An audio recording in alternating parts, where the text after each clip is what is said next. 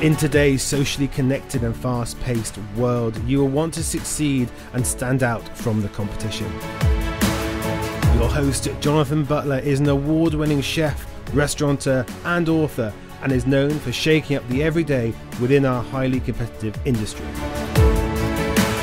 Welcome to the Disruptive Restaurateur podcast.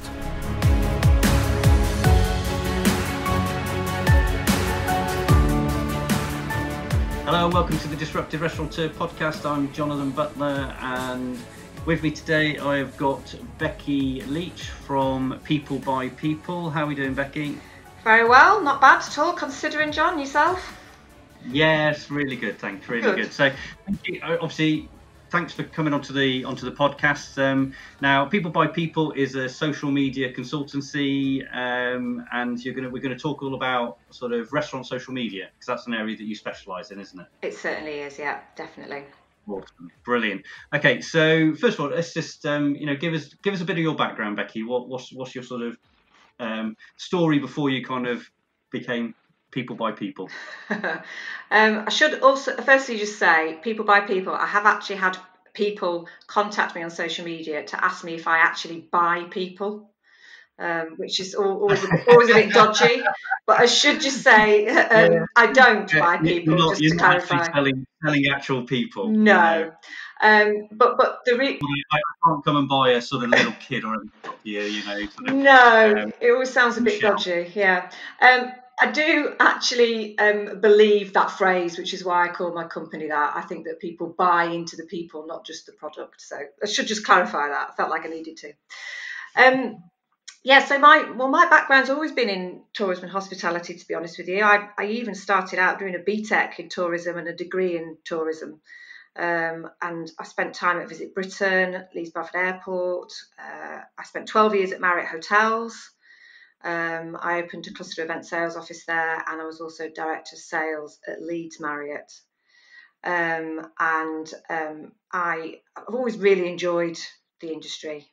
I was made redundant when I was about 7 months pregnant, which was never a good time. Not that there's ever a good time, but it was probably the worst timing ever. And Eva, my youngest, she came a month early. So I didn't really have much of a chance to think about what I was going to do after that. Somebody came to me actually when she was about 6 months old that I knew in the industry and said they needed some help doing some sales and marketing work, but I'd need to set up on my own. So I probably don't think I would ever have had the guts to do it, to be honest, if I hadn't have had to do it. So that's how it all started, really. And I got some work just through referrals, working with a few local restaurants, a couple of hotels. Didn't really put myself out there, and the work seemed to come in. So I kind of sort of did it, what's the word? It wasn't as a hobby as such, but until Eva was a bit older, I thought, oh yeah, I could do this for a while. And then it kind of ramped up when she went to nursery. So I've got two main arms really to my business. It's been going about 8 years. First arm is reactive sales training, so helping people convert inquiries into sales. The second arm, which is the one that we're obviously talking about today, is social media. And I specialise in working with just hospitality, tourism and events companies. And I offer them audits, recommendations on their social.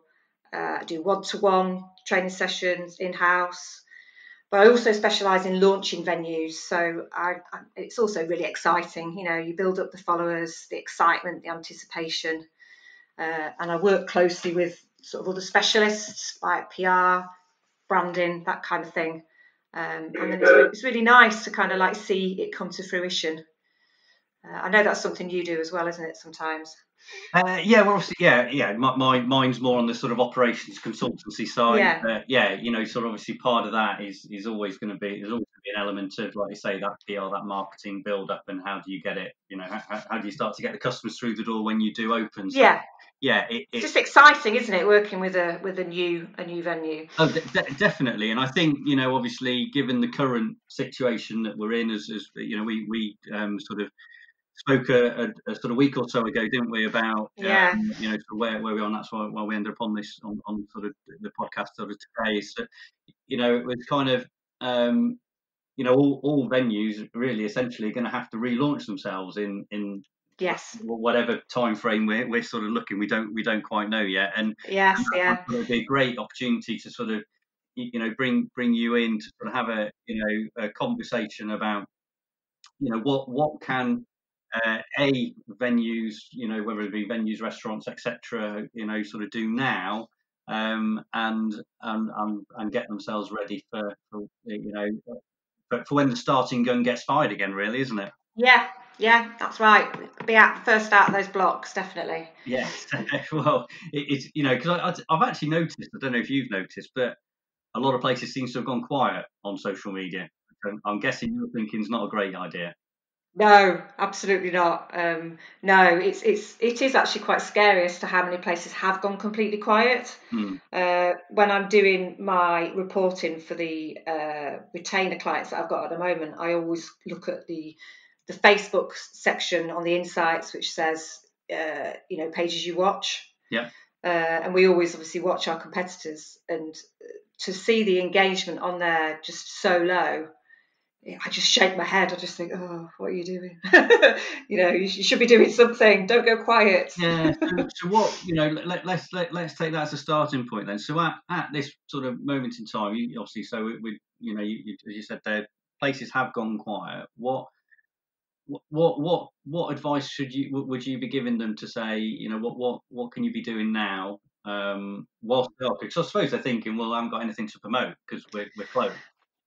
Yeah, but do you know what? I think now more than ever, I think there's actually more chance to be creative and more chance to come up with some different content. I personally, and I would say this because it's my business, I think there's probably more opportunity now than there was before. I mean, firstly, we touched on it. You've got to keep your social media alive during this time. It's much harder to build it back up again if you go quiet. I mean, nobody fully understands the social media algorithms that are out there. But if you take Facebook, for example, if you go quiet, it's going to stop showing your posts to people in the future until you build it back up again. So you need to kind of like keep on top of it and keep in people's minds. I've been using an 80s analogy recently. I don't know if you're old enough to remember Simple Minds. I've just been saying, don't you forget about me, you know, that Simple Mind track. Yeah. Basically, you know, just making sure you're literally at the forefront of people's minds. So when they are looking to go out for that first meal or for that first drink, they know exactly where they're going. You know, they've seen you all over social, and they've maybe thought, why haven't we tried there before? You know, so you can hit the ground running really. So first of all, you don't lose the followers and you don't lose the momentum and the algorithm. But secondly, you're the first place that they think of, you know, when they get out of lockdown, when they break out.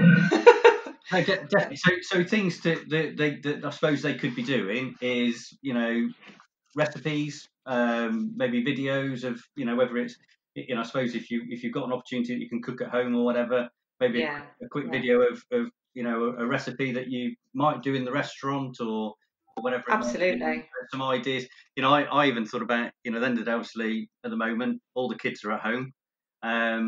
You know, it's even maybe appealing to an audience that you might not have appealed to before of, you know, definitely get your kids to cook a dish or something, because it doesn't necessarily have to be even something that you cook in your own restaurant, does it? It's about no, it doesn't at all, and that's a great idea. In fact, there's a local cafe to me that's doing something very similar. So they've been doing like adult baking sessions, and then they've been doing a kids one as well, where they've got all the kids involved, which I thought was a brilliant idea.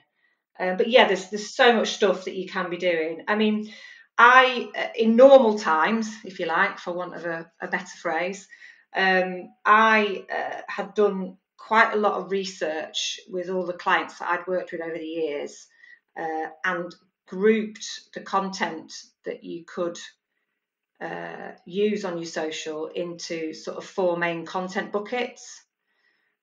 which is what I usually sort of train on. And they are normally sort of inspirational posts. So that's kind of like posts where you are basically inspiring people to book or to come and see you. So it's things like sharing reviews, posting really good food and drink photography.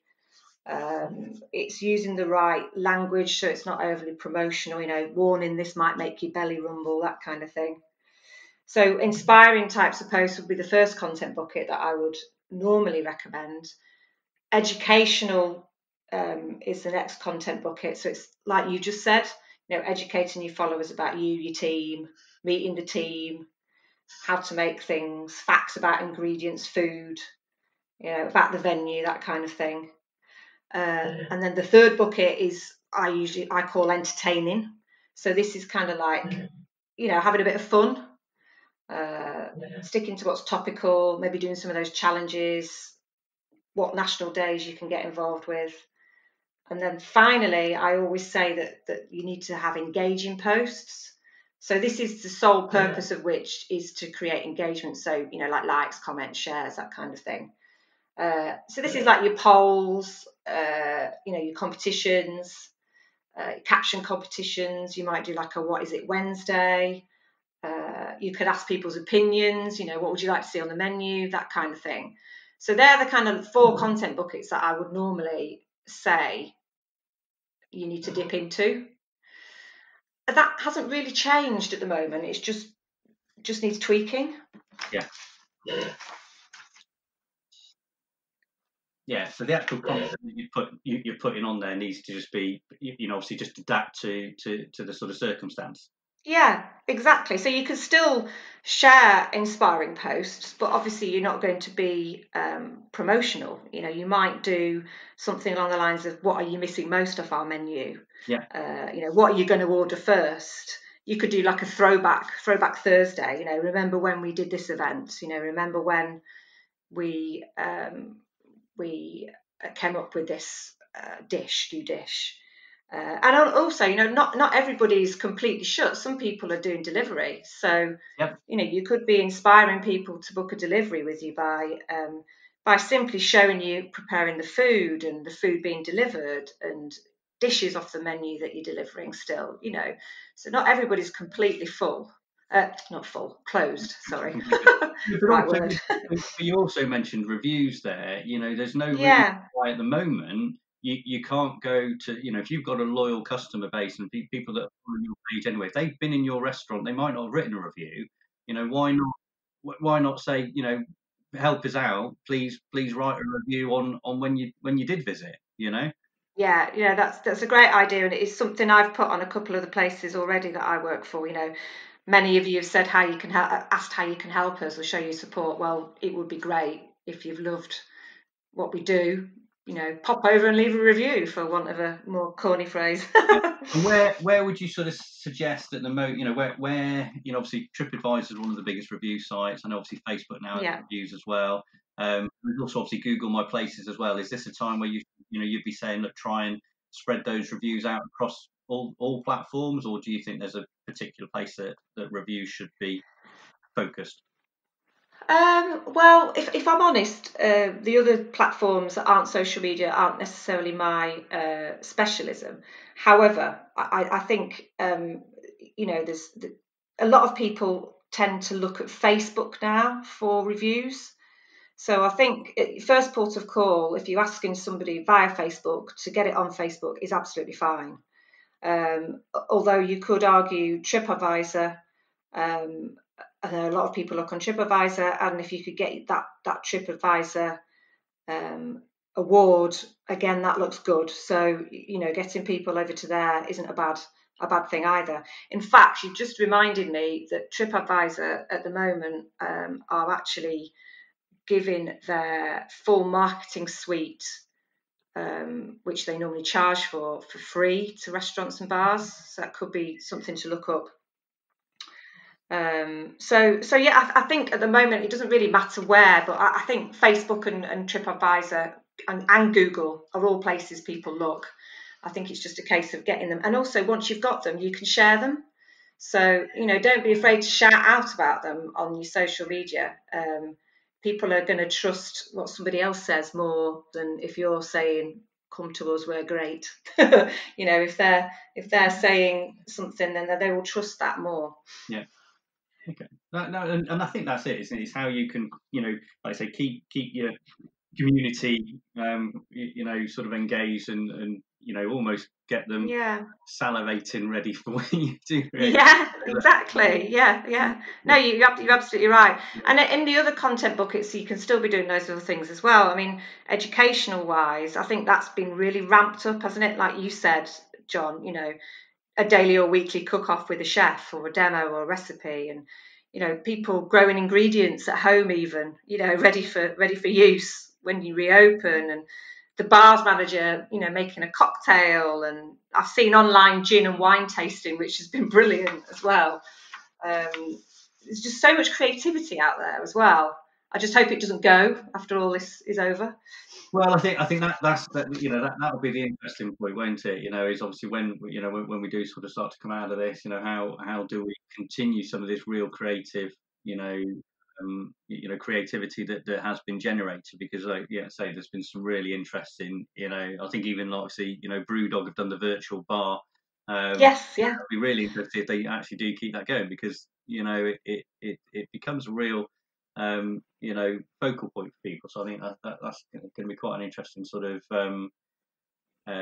thing to watch. I think yes, yeah. We've all kind of jumped online.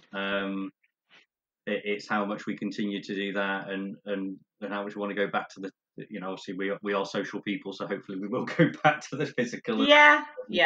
I think we probably will. I mean, it's like I say, going back to like the creativity that's out there. I've been really inspired, to be honest, and it's especially when you come to sort of the entertaining content bucket. I mean, there's some really great stuff out there.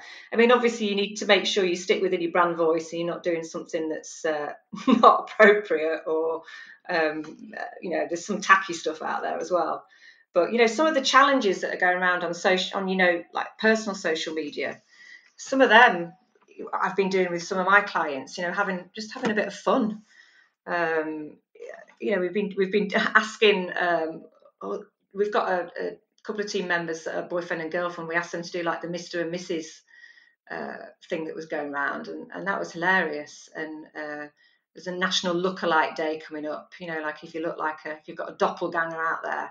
It's great because you can get the followers involved as well. You can get them sort of sharing their pictures. Have you got a lookalike? And what would your husband say about you if you asked this question? And I know it's not altogether relevant to the industry, but it's still the people behind the industry, and people love to see that. Obviously, it comes back to exactly the top, the name of your business, people by people. And at the end of the day, people in the industry, whether you are the restaurant owner or like I say, working within that restaurant, you are people. And I think if people can I think we spoke about it when we had our conversation sort of the other week, and we were saying that even with things like video content and everything you put out there, it doesn't even it doesn't have to be professionally edited and put together, does it? In fact, if anything, I think you said to me that actually you generally can see sometimes see more engagement when it's not a professional video. Yes, yeah. Over the professional stuff. So so that's quite interesting. I think if people are worried that, oh my god, it's got to be a really professionally edited and done video, it doesn't, does it? It can be just somebody there with it doesn't whatever the smartphone video in it and going and putting it out there, because I think people will at the end of the day when we I think what's the most liked stuff on YouTube? Is it cat videos or whatever? Yeah, don't start posting lots of cat videos. But yes, no, you are absolutely right. I mean, obviously it still needs to be of a decent standard, but you are indeed right. When we chatted last week, I was saying to you that I often do Facebook ads, for example, with a really professional looking video, which has its place. I mean, they look great, for example, as a Facebook header.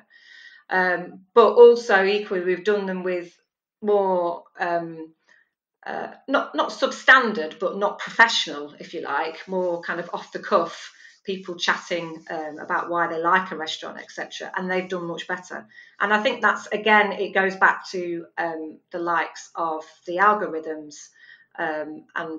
Again, not want to talk about Facebook all the time, but Facebook will show things that people will normally see in their personal feeds. They'll show more stuff from business pages that look like that because they know it's more native and more natural. Right. So yeah, definitely. Okay, that's important to know then, that we need to look at that sort of stuff. So obviously, so that's talking about kind of where we are now. When things do start to ease off, what's your kind of strategy and recommendation for sort of moving towards reopening? What would be best? Does the just the sort of tactics and strategy kind of change as you start to look to reopen? Yes and no. I think just really quickly as well before we just move on to that. I think one thing I would say is, I know I always say in normal times there's 4 content buckets. I've kind of almost added a bonus bucket at the moment for local and community stuff, which would normally fit into sort of educational. But I think at the moment, if you are doing something to do with your local community, and I know it sounds obvious, or charity, maybe you're delivering food to the NHS. Somebody the other day delivered a wedding breakfast to somebody that should have been having their wedding with them, which I thought was brilliant. Could you be raising money by doing a challenge? Supporting local businesses, shouting out to your suppliers. I think there's almost another content bucket there that you could actually be doing now that has become sort of more prevalent because of the way things are. So just wanted to quickly mention that. Sorry, I know you were talking about relaunching.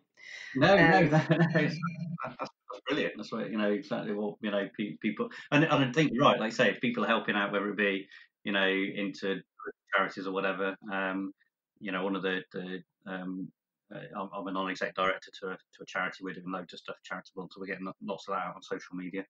So that's quite good. Well, yeah, I mean, you might as well. It's like a win-win situation. I don't think there's anything wrong with shouting out about what you're doing if you're doing something good. So it's just I'm sure that will probably continue more now as well afterwards. But in terms of kind of like looking at reopening, you're completely right. In my head, I would see it as almost like a mini relaunch, and I think, and I'm sure you'd agree with this with your parts of the business that you consult on. I think what's really important is that you use this time at the moment to use it effectively. I was chatting last week to a lady who has a big children's visitor attraction, and she has literally just taken the time to look at what's working in a business and what's not working, and she's highlighted where the opportunities are, and she's focusing on them. And I just took my hat off to her, because I thought if everybody could just do that instead of just going quiet and not doing anything, that is what people should be doing. So looking at your sales and marketing plan, your events calendar, your offers, your menus, anything else that you probably would include in that as well, John. But as part and parcel of that, making sure your social media is built into that. Gathering content now so that we don't lose it, when we go back to being busy. Can we gather the content now so you've got it ready, you've got those content buckets filled up, and you know what you're going to be posting. So, for example, if you are doing a weekly demo recipe, why not get, I don't know, 10 of those in the bag, one a week, ready to go. You could even schedule them out.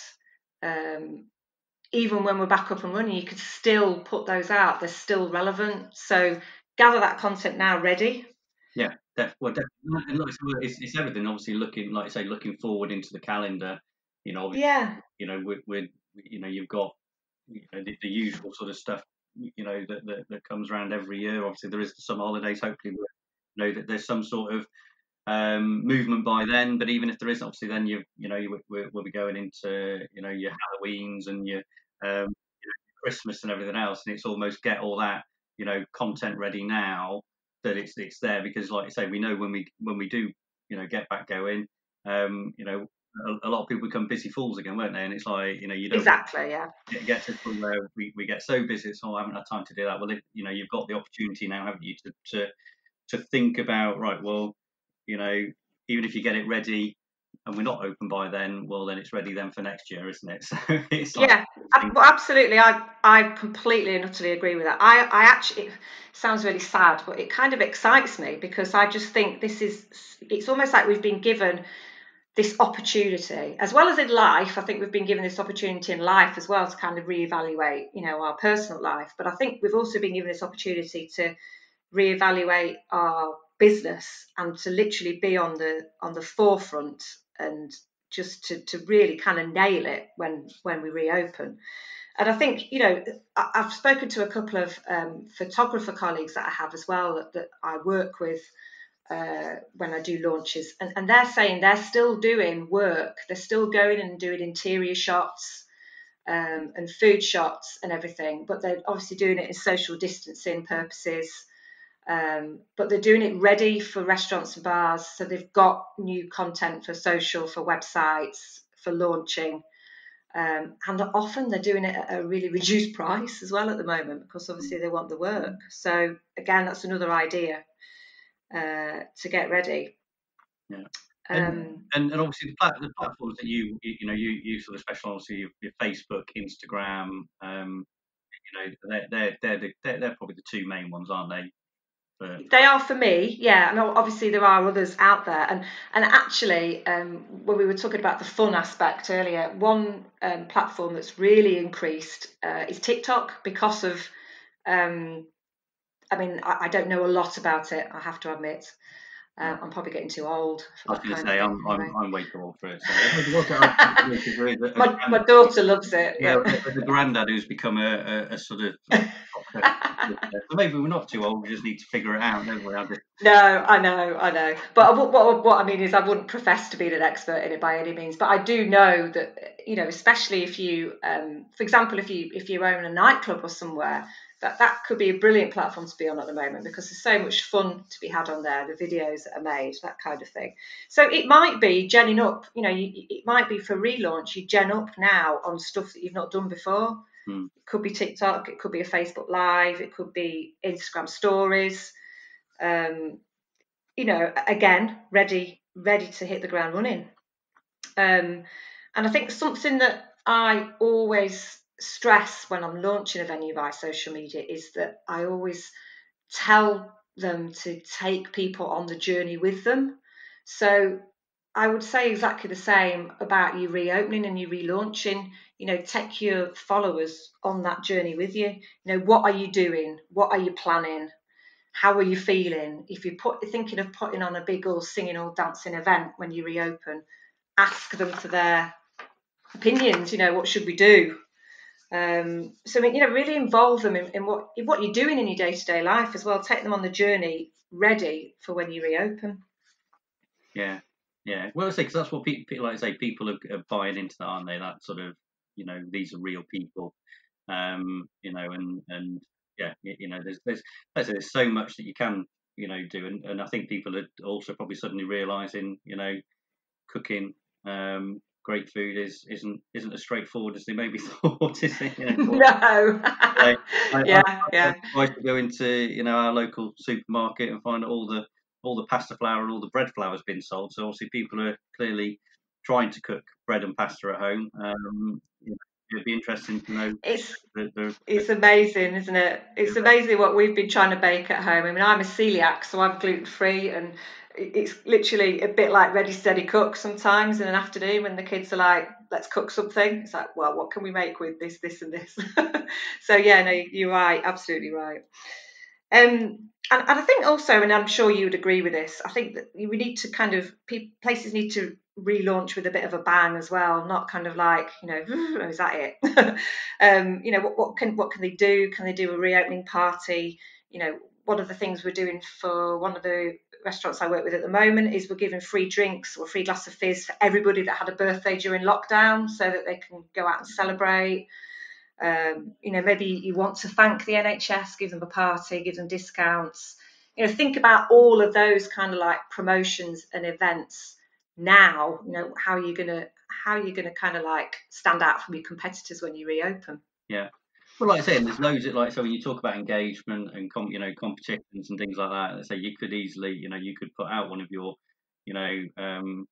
restaurant recipes for one of your dishes on your menu, and then say to people, cook it at home, submit it, the video or picture onto your great idea, page, and we'll choose the winner type thing, and they get free dinner for two or whatever it might be.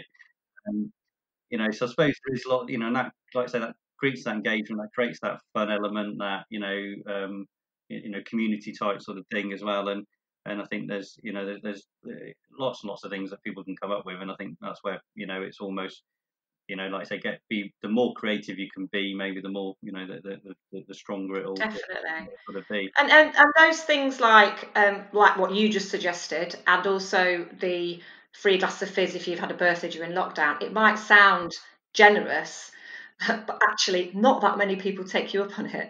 But the people that do will come in, and then they'll probably stop with their friends to have a few drinks. So as well as being, generous and obviously a nice thing to do, and generating engagement on your social, it's something else as well that will bring people to you when you reopen. So it's thinking of things like that. Yeah, that's brilliant. So obviously, you deal with social media, with restaurants all the time. What do restaurants, let's sort of, not given the current situation in we seem to refer to them as normal times. I don't know what's normal really, but what do restaurants kind of, what mistakes do they generally make that you see all the time that you think, oh my God, why do they do that? Is there generally they make? In terms of social media mistakes, I think there's a couple of things that spring to mind really. Firstly, they use, I know we've talked about native natural content and not having to be professional, but I do still see restaurants, cafes, bars using what I would call substandard looking content. So I think sometimes people are that quick to just put something out there and not plan it and just think, oh, I need to get something on Instagram today, I'm going to stick this on. That they don't often really look at it and think, does this sell my business? Does it sell this dish? Or is it actually not a very good picture? It might put people off. So you need to kind of ask yourself that question before you post stuff, which I don't think people always do. Is it grammable? Basically, would you want to share that picture? I think when we spoke last week, I think I might have mentioned the picture I got once about that was some pigs in blanket in a basket, and they actually looked like chopped off fingers in a basket, and they actually wanted me to post that, and I just thought, really? Yeah. So yeah, it's making sure that it's the right thing to sell your your business. I think also mistakes that people make are they're overly promotional. And I'm kind of hoping that this period of time will show people what you can do that's not promotional. I always say about 80% promotional, 20% non-promotional. Yeah. Sorry, the other way around. 80% non-promotional, 20%. I knew it sounded wrong. Because you focus on more, like you say, the engagement and the, yes, exactly, that loyalty rather than selling. Yeah, and I'm really hoping. When I made some notes before we spoke today, I put down that I'm really hoping that people will continue, that restaurants will continue to do that, because I don't think after all this, customers will want to be instantly sold to as much. No. I think they might naturally want to buy something if we've got it right during closure, but I think they're even less likely to want to be hard sold to. Yeah. And then I think finally, one of the other sort of mistakes they make is not finding the time to do social and to think it's not important.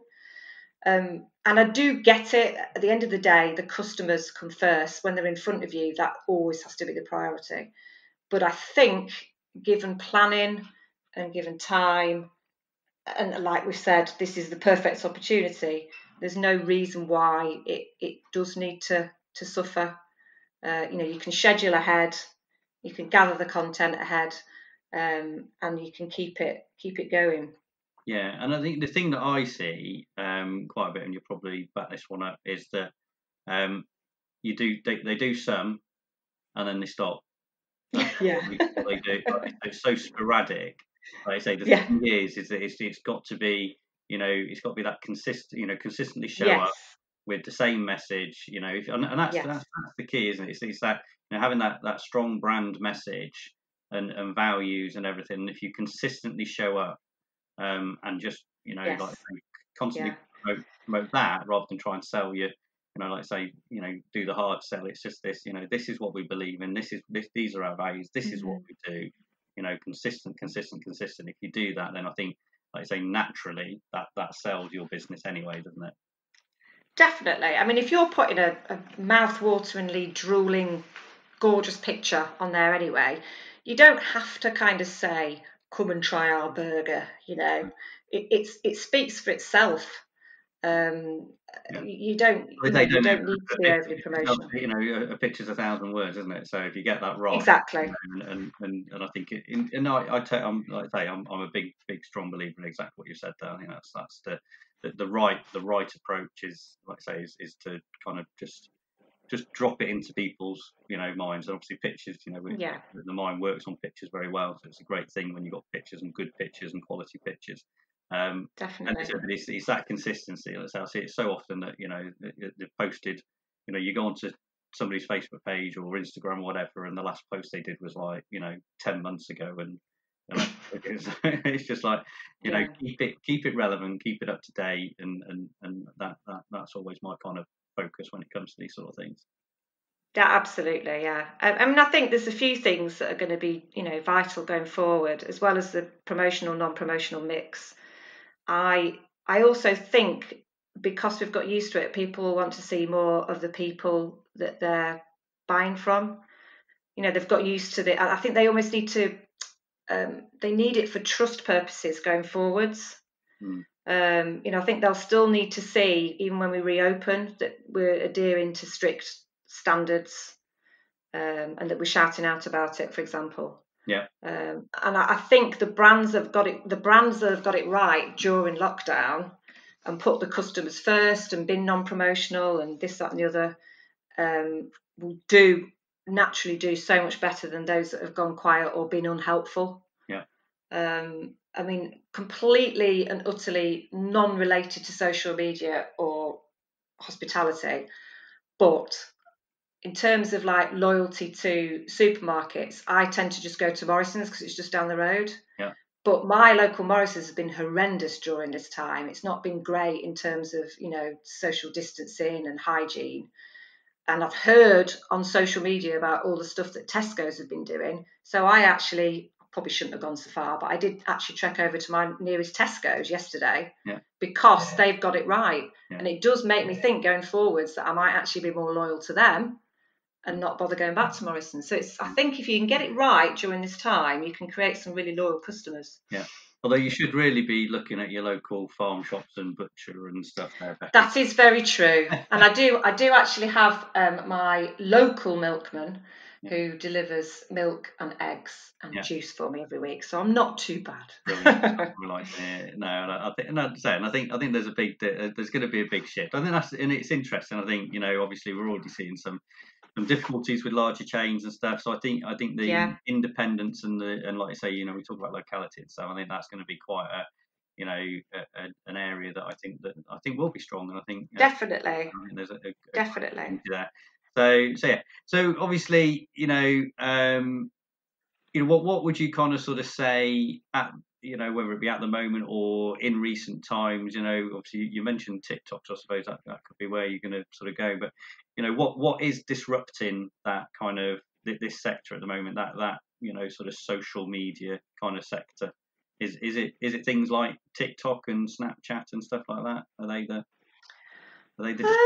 in the industry, or is it what are Facebook and Instagram still there? I think they're very, very much still there. I mean, in terms of engagement on Instagram since in lockdown has been up by 25%, and engagement on Facebook has been up by 80% and 70% more time spent on Facebook. So I don't think we should be knocking the, not oldies, but you know what I mean, they're not old now, are they? But compared to the newbies on the block, I personally think it's very, very much still, they're still the strongest out there. But yes, I think for the fun element, TikTok's definitely increasing, and YouTube, because of, and I'm not just talking about Joe Wicks, because of, like you say, the cooking demonstrations and that kind of thing. There's lots of people that are now turning towards that to do videos. And I think that trend will stay, to be honest. Yeah. Personally, because of that fun element and the people, wanting to be in front of the camera a bit more. Although I have got a couple of very shy chefs that refuse to do anything at my end. Yeah, well, I always said chefs should be sort of not seen and heard only. Either really, but yeah, no, that's brilliant. So in terms of yourself, then, you do a weekly newsletter. I do, yes. So weekly update that people can sign up to. Yeah, so I kind of, racked my brains about how I could help people, what services I offer that could help people. And I have this little phrase of mine, which is keep hospitality alive, in a similar way to keeping social alive, because even though most of the venues are shut, obviously it is it's my sector.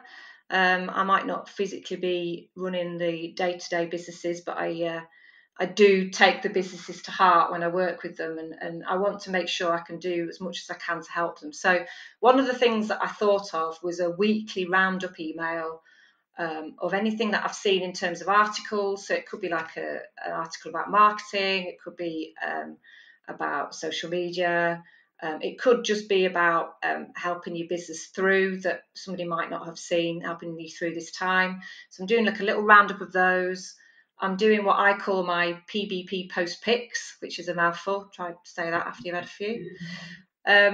Which is basically me going around all the social media that's out there for hospitality businesses on social and looking at what they're doing, what I think has been good, and giving them as examples.